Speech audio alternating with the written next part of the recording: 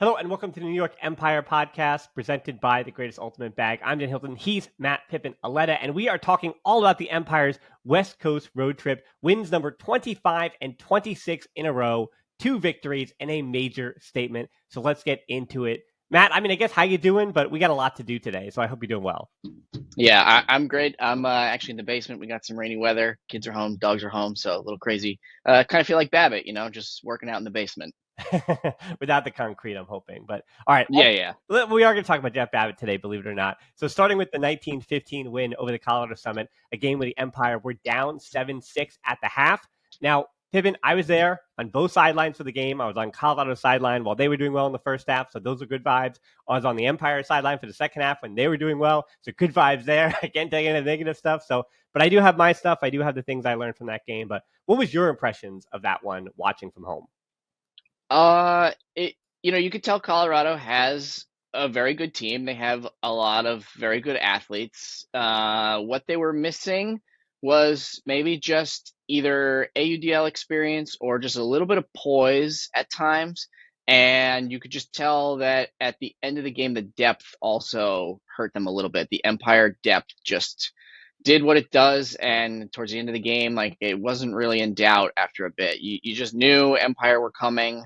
You knew they couldn't be stopped. The only reason the game was even really that close was because Oscar didn't have a great first half. He kind of just put a few that were not amazing or bad, and probably the altitude probably just wasn't acclimated enough. And then from there, once he dialed it in, he still played great the second half, and the rest of the team kind of just followed suit. I think you can argue that was the difference. It was that the Empire O-line, John Lithio and Oscar in particular, took one half to get accustomed to the edge of the disc. And I think for Oscar, when you have a thrower that puts so much edge on it, that just pinpoints it perfectly, the pace, all those different things, and has the execution responsibilities that he does in that offense, it's going to take him a little bit. And once he figured it out, you're right, that Empire D-line, those two lines in particular, that's what I was saying, that in the first half, we saw some of the mistakes and them kind of getting accustomed to it and even kind of figuring out, how can we handle the altitude? Do we have the lungs? Are we fine? And that stadium was loud too. You have to give a little bit to that Colorado Summit fan. And Salt Lake will talk about the same way, where Colorado, they had 3,000 plus people there. Not all screaming, but 95% of them were screaming for the Summit. And it was loud and it was raucous and it felt like an event. And that is what it should do. And I think that put New York even on the back heel just a little bit, plus the altitude and all that other stuff probably more important. But by the fourth, that loud stadium was not loud anymore. You could just hear the rare Empire cowbells coming in from the traveling supporters. And I think that is the difference too between the Empire and right now everybody else, is them not over 24 minutes, not over 36 minutes, but over 48 minutes, particularly those Empire D lines over 48 minutes. They're down 7-6 at the half. Yacht could have gotten one back, but Alex Atkins got him in the air to end the half, so doesn't even end on a good note for them in the first half. And as they're going to the locker room, I'm standing with the AUDL photographer Daniel Cohen and host of the Swing Pass, and Kat comes past us and just says, "We'll be all right. We're going to hold coming out of the half." And that was the whole idea going to halftime. Let's just hold, and we're going to be who we are. And I mentioned how I'm on this Colorado sideline, and there you could hear them tinkering and figuring some things out and making some adjustments with Quinn Finer's positioning and things like that. And I'm on the Empire sideline, and there are no adjustments being made. Nothing is changing. They're saying, let's just be who we are over the course of 48 minutes, and we got it. And so they come back out. They get the hold like he said. Then the breaks kind of come. Colorado scored twice after that initial hold and break for the Empire. Then the second being a break for Colorado, I should say. They take a 9-8 lead. That was the last lead that they had in the game. The Empire were up 12-11 with 45 seconds left in the third, and Colorado couldn't score. That was huge. Then to start the fourth, it's the 2 straight breaks. Colorado makes it 2, a hold, then 2 breaks, then trading down the stretch for that 4-5 goal advantage the rest of the way. And there are so many little moments too in this game that could have flipped it all on its head for Colorado, certainly early. They were broken, that being the Empire, for the first point of the game. But then I just looked to the fourth and I rattle it all down. The huge D by Yacht to start the fourth. Antoine's D the very next point. Aloro's grab over Jay Frood to make it 16-12. Then Breton Tan's Callahan with 5 minutes remaining to make it 17-12, which was certainly emotionally the dagger when it didn't have to be at that point. Colorado could have come back, but they weren't going to come back. Babbitt also had a ho-hum 5-goal game. Oscar had a goal and 6 assists after 3 turnovers. Antoine ended with 3 blocks, and Breton ended with 3 goals and a block, obviously the Callahan being 2 of those things. Randolph had that huge rundown block that is making the rounds, but he also had 3 assists in the game. And then on the other side of it, Nethercutt had 4 throwaways and 3 assists. Goldstein had 1 goal and 2 throwaways, and Matt Jackson had 1 throwaway and no goals or assists. So while the game, it did feel close. Certainly, I just read you the numbers. I mean, it was close up until the fourth quarter, and yet the final numbers, and when we list the plays in the fourth particularly, it doesn't feel like it was that close. It felt like, as the Ringer the guys who were there, so shout out to them until they give me an invite on their podcast, but it does feel like what they rank it at, that the Empire are S tier and Colorado is going to have to settle for A, because that is what the classes are in this league. Yeah, and make no mistake about it, Colorado is a good team. We're certainly not sitting here saying like, oh, they're whatever. No, they're very good. And if they had played a little better, maybe a little more poised, I mean, they could have won. It's not out of the realm of possibilities. One of the things they got penalized once or twice on like offsides, things like that. And like when you're going at the Empire, you need to not give them those kind of advantages. You need everything you can get. Because then you could just see once the defense really started to key in the second half. I mean, every throw, at least, maybe it looked different in person, but from the viewing angle and whatever, it looked like every throw was super tight near the sidelines. It didn't look like Colorado had a lot of room to operate. And, they're a big, fast, athletic team, and it just seemed like they were still getting like blanketed on a lot of things. And that's where the mistakes will come from. They everything gets a little tighter. They had a huck or two out the back, and yeah, it's just the pressure and the defense. They're amazing. And it's that secondary D line, I think, that you really got to give credit to. Other than, yes, of course, having Alice Atkins have to go a whole game being chased around by Ben Yot, that's exhausting. Quinn Finer being chased around by John Randolph, that's exhausting. And you saw those 50-50s go Colorado's way in the first half. But as we mentioned, too, I mean, there's still Brett and Tan floating out there. And then you go to the second D line, and Josue is on a starting D line, or it's not fair to say 1 and 2, but you do get the sense that there is a 1 and 2, certainly, in terms of who fills out the 20 every week. And the bottom, whether it's 17 through 20, are on that second D line. But Josue is on the second D line. Josue is a first D line player. Mike Dross is on the second D line, and he is a first D line player. Ryan Holmes is a first D line player on a lot of teams around this league. You have Cat, who arguably could be on a first D line around this league. And especially when even that second D line now turns it over, you have Mike Dross, you have Josue Aloro, you have Matt Cat Stevens, who arguably, again, the three of them would be on some offenses around the league, because obviously Mike can play offense. Josue has played offense for the Empire. And obviously Matt Cat Stevens is one of the best offensive goal scorers in league history. And to have that on your D line, I mean, it's such a gift. As well as, I have to shout out Antoine here too. We'll talk about him even more, I think, for Salt Lake. But when you talk about guys who are ready to go in that altitude, who did the work, who put the preparation in to be ready for the mountain air, Antoine was amazing. He was sensational. Like the Empire had oxygen on the sideline. I'm not going to reveal who was huffing and puffing, but there were some. It was you, right? The sideline questions wore you out. I was actually pretty good until they made me return the headset up and down real quick on those bleachers. That was the only time it got me. But I was okay. I come to Sunday practices. I'm good to go. To be honest, too, honestly, and then I talked with Ryan Holmes prior to the game. The altitude is something, yes, but some people, and again, Holmes and Ethan and I were talking about this, that the altitude for me, I'm not playing, and I'm fine, and most of the players are fine with it. But it's a lack of humidity, actually. That in New York, like, this humidity kills some of us. Again, Holmes and I were on the same page about that. We're like, it's actually refreshing not to deal with this swampy air that we have in these practices in New York. And then you go to Colorado, and it really is like a dry heat. Like, there's no humidity, and as long as you can take those deep breaths and you're fine, you really are fine. And so, again, shouts to Antoine in particular, because he was ready to go. And then, for example, against Colorado, Marquez was a huge part of this too, because his points per game went up because he wasn't playing Salt Lake. And that was bad news for Jonathan Nethercutt, because with Marquez going out on that D2, it meant that Nethercutt really never got, we'll say, a rest, where he had Marquez and his length point after point after point, because Marquez, again, played more points due to not playing Salt Lake the next day. Yeah, and Marquez played great, and Antoine Davis has been, we haven't mentioned him a ton on this. I know every once in a while we mention that he is an unsung hero, and it's really true. He just I'm happy to see that he finally got the blocks this weekend Hmm. that he had basically been, putting in all the work and earning throughout the season. It's nice to actually get some numbers to back it up now because he's really been amazing for them. Yeah, I think Antoine is almost a pretty good transition to talking about Salt Lake. But before that, I want to mention the last little story I have here that in the fourth quarter when things did change, I want to sum up that Empire sideline. Most of them are just kind of standing there and doing their thing. And I think Colorado and Colorado and New York. The interesting thing to me was teams have all personalities. So of course, Colorado has Atkins and Colorado has Nethercutt, and those personalities on the sideline at least could not be any more different in terms of how they emotionally approach a game. And they both want it, they both care in the same way, but their disposition is entirely different. And the Empire sideline is no different. So, for example, in that first half, when Ryan Dross, just to set the record here, he was called an unsportsmanlike. Oh yeah. Right? And I asked him, of course, what did you say, Ryan?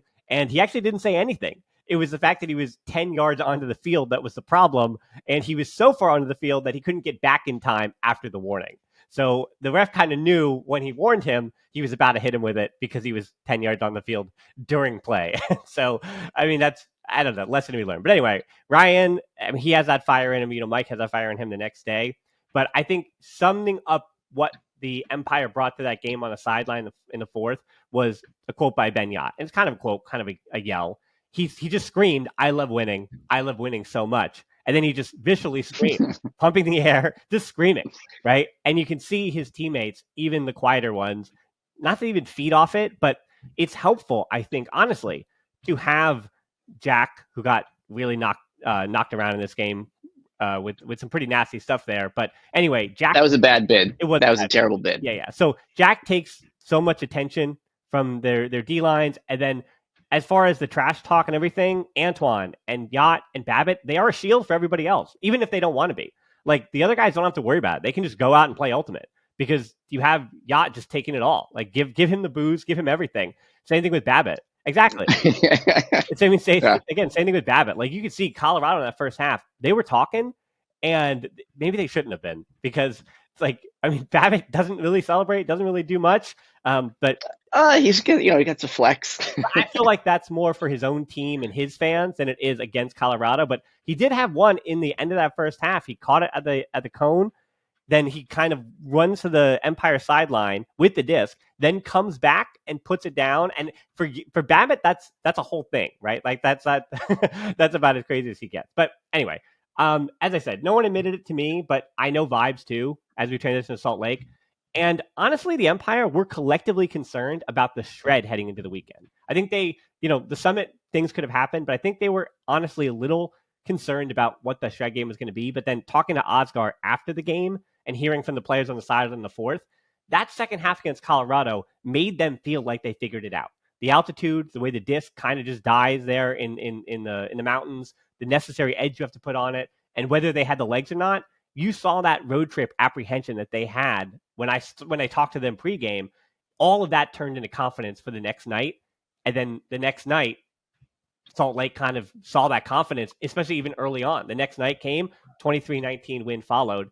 And the one thing I'll say before I ask for your impressions here, of course, the yacht stuff is the headline stuff that people want us to talk about, but I actually think it frustratingly overshadowed the game that we actually watched, like this very, very important game. So you can have we all watch the yacht stuff. You can have your opinion, whatever it is. We're not doing it here. But the Empire D line, more importantly, converted 6 breaks to Salt Lake's 3. The Empire's O got the disc back 5 times after playing some D. And I think those are things, if anything, should be bigger talking points than, again, the extracurricular stuff that, again, winds up being a big highlight in the game or headline in the game, but really isn't. So what were your impressions of Salt Lake? We can edit this out if we need it, but yeah, the evil Empire needs a villain, and I think he's a good one. And I think he's also great with fans and players after the game. So he does a lot of good. That's all I'll say about it, and we can chop this if we need to. But as for the actual game, a very similar feel to the Colorado game. Salt Lake is a very, very good team, probably even that like tiny notch above Colorado. Mm-hmm. They have a lot of really great athletes. They blew up some of the Empire offensive players on some undercuts, and they just got D's when Empire, maybe didn't run quite as hard as they should have on some of those ins, but they weren't being lax by any means. They just didn't maybe know that, hey, this guy's going to lay out D me if I don't really give 100% effort. And they got a lot of really great Ds that way. The thing that really killed him in the end, again, though, was poise. It was the same thing. Not necessarily the AUDL inexperience with the weird penalties and stuff that Colorado might have had, but it was just they got a D, they start moving the disc, and they're all kind of running Salt Lake players in each other's way, right past the thrower, and oh, should I throw it? Should I not? And then a little jabby flick went in, and it was in traffic, and it was dropped, and it's you're playing the best team in the league by far. You need to, maybe you don't score, maybe you don't get that break, but you need to at least marshal some sort of better offensive possession there. You can't just throw it into a mess when you don't need to. And, they had some miscues like that just, it killed them. That was it. Because they, one or two breaks, all of a sudden the game is basically tied. So, it's close. I mean, they're a very good team. They played well. Yeah, you see it. I mean, shouts to Jace Dunaball. He was awesome in that Salt Lake game for sure. With his legs, that flick, that just a beautiful, perfect flick that he totally understands how to play in that stadium. You could see it. But there definitely is some learning to be done for Salt Lake after this game. Jacob Miller had trouble impacting the game. He was smothered by those handler defenders. Will Selfridge play D in this game, something he's done less of this season, and his two turns are probably the most painful based on the situation when they happened, which was the first point of the game. And it's a big what if, that first point of the game. If they get that break, if they get that, they got the turn they needed, but then Selfridge throws it and Babbitt gets it back, just jumps up, leaps up. And again, when you have Jeff Babbitt on your O-line D, it's very helpful, especially if you're going to run a zone like that. That's why they run the zone. Something you mentioned previously too that was apparent was Ryan Osgaard did not have all of those fluky turns this time. Mm-hmm. It seemed like he acclimated, he adjusted, and he played like an MVP again. And he beat all these teams with his throws. I wonder if round two, if Salt Lake or Colorado get another shot at Empire in the playoffs, if they try and make him beat them with his legs instead, because he was just too surgical once he figured it out. He looked like normal. Looked like he was playing at sea level. Well, yeah, I felt like against Colorado, with even the half being 7-6, it felt like that was the Empire's game plan as opposed to the Summit. Like both these teams, they want to be scoring 23 to 25 if they're going to win the game. And both of these teams were held under 20. The Empire did not allow Salt Lake to score 20 points, which is crazy. And I think the thing that could be different in the playoffs is that, Osgar, Jack, to give you their score lines, Osgar had 9 assists and a block. That's nuts. Jeff had 7 goals and a block. That's nuts. Yacht had 4 goals, 2 assists, and a block. That's nuts. Jack had 4 goals and 2 assists. That's not as nuts, but still, that's getting the job done. And I think for New York, their players or their stars could be just as good in the playoffs. And we know that they will be. Playoff Jack is going to be there. If they get to Minnesota and get past DC, against even DC, I would expect to see playoff Jack. But for Salt Lake, I think their big stars are going to be better. Like Grant had 3 turns. Grant Lindsay was not great in that game, and we know that Grant is a star. And the more he gets accustomed to Salt Lake with each passing week, I think the better. I know it's been a whole season, but he didn't necessarily, he wasn't around for some of it, and now he's going to be back. He'll be there for the playoffs and doing his thing, and I expect him to be better. And Jordan Kerr had 2 goals and 2 assists, which, that's a best-case scenario for the Empire. That Jordan Kerr didn't take over with 6 or 7 assists. And if you're going to beat the Empire, your big stars probably have to put up big numbers, not just a +10 from Dunabile. Again, he did his job, but even Joel Clutton defensively, he didn't look 0, no Ds. He didn't look ready for Babbitt yet. And again, he was just re-signed, so Babbitt is already in playoff season form. He's ready to go, and Clutton isn't. But if these two meet again in a month's time, Clutton, he's about a month. He knows I have a month to get ready now for this. So I could expect Salt Lake to be better, especially from their top guys on D and O. And again, Will Selfridge, I expect to be better as well. He was one of the ones that I was actually concerned with against the Empire, and I wouldn't be too surprised if we see Bryce Merrill throw him on an O-line next time around as opposed to keeping him on that D-line. But again, when that O-line for Salt Lake is flowing, I checked the numbers, and they had a ton of points that were between 29 and 53 seconds. It seemed like when it worked for the Salt Lake O, it worked. And when it didn't, the Empire turned them over. And it was just, it was an odd, is this a point where the Empire are going to make them work and they're going to get a D or maybe a break? Or is it one of those that, Salt Lake's just going to run right down and score immediately? And it felt like those were the only 2 kinds of points that we saw from the Salt Lake Shred O. Yeah, Salt Lake definitely played a little more poised offense at times when they needed to. I think they had similar completion numbers to Empire. Yeah. From the Colorado game, the numbers were actually way out of whack. Empire completed almost 100 extra passes, while they kind of acclimated, found their groove, like waited it out a little bit, and just kind of slow and steady until they accelerated at the end. But yeah, no, Salt Lake, that looked like just two heavyweight offenses going against each other, just structured a little differently. But I hope they meet again. It was a very exciting game. Yeah, and when we talk about plays down the stretch too, I think in Salt Lake I actually saw more of the depth than I even did against Colorado. Like I just named the big like star line, sure, but John Lithio, Solomon Werschmeyer Bailey, Antoine Davis again, and Ryan Dross were all tremendous against Salt Lake. All four of them in particular. I want to start there because I know that Lithio and Werschmeyer Bailey, they had some turns, but I'm not too concerned with those turnovers based on what I saw with the eye test. Like those were turns that came when turns made sense, if that makes any sense, where it's like it was those run through D's, as you said. Like it wasn't a mistake. And even when they turned the disc over in those times, the Empire O got the disc back. And their completions, that being Lithio and his goals, and Solomon Werschmeyer Bailey's defense when getting the disc back, as well as just those completions. And he had some really tough catches as well. Those are so much more valuable than the turns were detrimental. So that's why Lithio and Werschmeyer Bailey I thought were really good in that Salt Lake game. And then again, Antoine and then Ryan with those two huge Ds to bring him to 198. But even then, like that Ben Katz catch for the second point of the game to be, or that being the first break of the game, second point of the game, towing that sideline. Huge moment, right? Now Empire up 2-0. And we know that once the Empire get a 4-0, it's a wrap. But even 2-0, it feels difficult against the Empire. Then again, Ryan gets to 198 with the two blocks. Osgar's catch in the third was awesome on the catching on the huck with the disc kind of trailing away. That is such a difficult catch. Babbitt's sky at the end of the third against Clutton. You can argue if it's a foul or not. I mean, to me, I think it's just making space. And I mean, again, no extension of arms, no nothing. It's just, I mean, the dude is 200 plus. I mean, what are you going to do? And then Elliott's break to Oliver in the fourth was huge. It was just a huge break around flick, beautifully lofted into Oliver. Jack's layout grab in the fourth, and Brett and Sky right after that to make sure they preserved it. Because remember, in the fourth, Salt Lake was within 2. Like that game still was close, and yet I read through those plays, and the Empire just had they just get so many big plays. They got so many guys to make those big plays, and they do it over and over again. We're naming different names than we did in the first game. Yeah, I mean, we barely even touched on Elliott and Oliver Chartok, and they both played very well all weekend. I mean, they just have players that we could go through, 17 great players. All of a sudden you don't say 2 or 3, and then you look at the stat sheet and you're like, okay, well, they were still +2, +3, whatever, and they were some of the most integral parts of the game. It's just wild. Yeah, I think Oliver was certainly better against Colorado than he was against Salt Lake.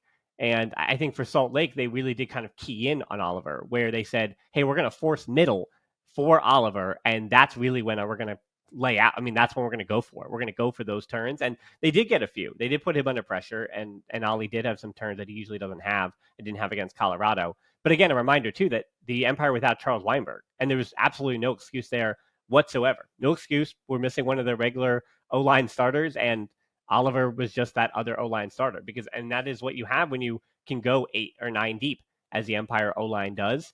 And again, just making all those big plays and doing all those little things that they need to do to win games against Salt Lake. And I do feel like, yeah, it was a bit of poise, but as I've said for Salt Lake, I mean, I wouldn't cry too much. I think having seen both those games, Salt Lake is still just the tiniest bit better than than the Summit. So I would expect that if you're New York, I think you learned, and this is a big picture too. I said going into Colorado, I had dinner with Charlie Hoppes and Anthony Nunez and Ellie Willette, and I asked them straight up, like, I mean, what is, like, to be honest, like, what is this road trip? Like, what does it matter if you lose 2, if you split, if you win both? What is the point of this? And they said the point of this has always been to challenge ourselves and prepare ourselves for the playoffs against some of the best that the West has to offer. So, I mean, talking to Charlie, and that was the whole point, that he basically admitted that if they had even lost 2, it was still mission accomplished. The point was to go out there and challenge themselves and say, hey, can we be better than 2 of the best teams in the league, 2 of the best 5 teams in the league in their house, in altitude, right before the playoffs in back-to-back nights? If we can do that, we know that we are fully prepared for the playoffs. And the Empire, I mean, they passed both those tests with flying colors. I mean, and again, it was Yeah. a weird thing because they were almost, not say willing, but they were. I told you, their apprehension did exist. Like, they were ready to take some L's. They were ready to finally take it on the chin, but then they didn't because they're the best team in the league. I just, it's a broken record, but it was a challenge. I mean, were you ever on a road trip that challenging back to back? I mean, not obviously not in altitude, but like, No, even when we won in 2019 championship weekend, I mean, Dallas was a great team, but we kind of felt like we knew we were going to beat Indy. They were, they were the winners of that division, but they didn't quite have the same feel. They didn't really pass the same eye test. I mean, they made that game a little close down the stretch because we were up by a bunch, and then it just they caught up a little. But I don't know. From the sideline, I never felt like we were going to lose that game ever. I don't think anybody thought that in 2019. I mean, it was a neutral site too, by the way. I mean, like, that's the biggest part of it. Yeah. They were in Colorado. Oh, yeah. I mean, these were two massive home games with massive crowds. I mean, people were amped up to be there. It was, even just watching from home, it was exciting.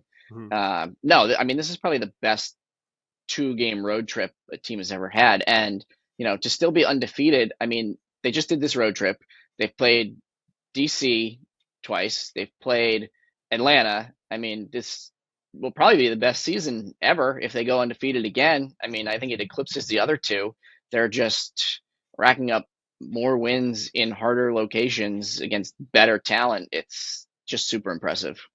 Yeah, the overtime wins, now these wins against the West.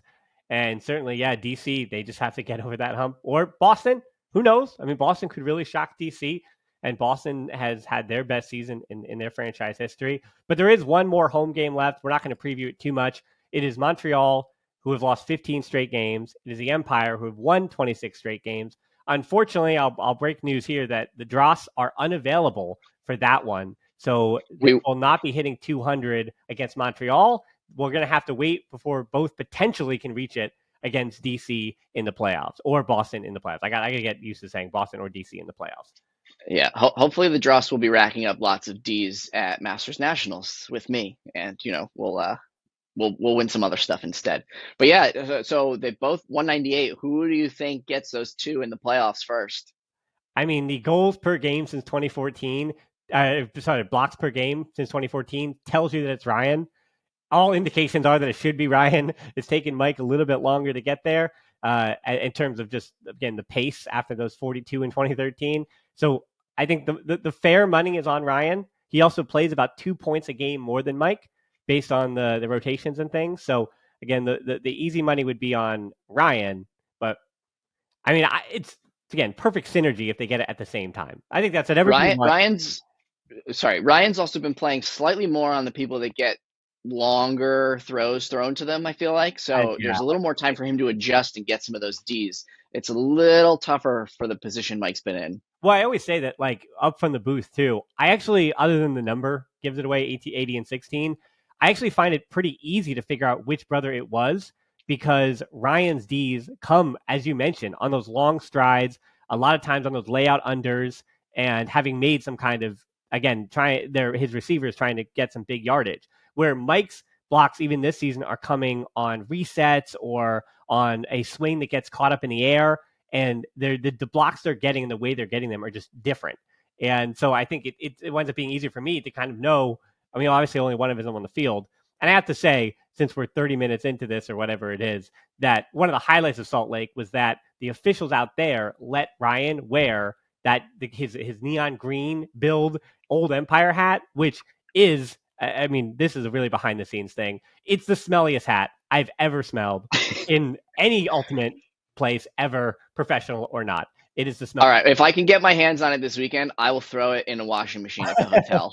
And I'll take care of it. But yeah, no, that's the hat. And the amount of times I've seen that thing just blow off his head when he's going like mock whatever down the field, and then yeah. Well, he's always said the magic's in the hat. So I do hope that the officials in New York concede just a little bit for that Boston or DC playoff game and allow him to wear his magical hat. It's team colors. It should be just grandfathered in. Yeah, I mean, the concern is that washing it will, wash off the magic, but I don't think that's how it works. But either way, Montreal, 15 straight losses. That is one that New York cannot overlook. Certainly, we saw in Montreal that Montreal have young legs, and we don't know who's coming. They also have had, well, I saw again, I forget the gentleman who did it, but he had a whole long article about turnover per game, and Montreal is leading the league. I mean, it's like 60% of their team is the same from week to week, and they have huge turnover. So we don't know who's coming from Montreal yet. And if they bring their best, they could give New York a little bit of a fight with some players, as I said, missing. But yeah, you wouldn't expect you wouldn't expect. Yeah. I mean, I think New York is going to be pretty focused to want to go into the playoffs the right way. And so, yeah, if I'm Montreal, I mean, I think I might think I have a chance, but I'm also worried that they're going to put up 35 on me. And those things are, to be honest, like we're not being biased here on this podcast. That's the way it's going to be. But all right, last word from you about, what was a West Coast road trip that kind of proved that New York was ready to go. Nothing. They're great. They're ready to go. The teams they played are also great. I'm excited to see how the playoffs shake out in the different divisions. Real quick, a different road trip did not pan out the way I had hoped. The Toronto Rush easily took care of the Detroit Mechanics. So I just want to say, Toronto, maybe you'll lose next time. Who knows?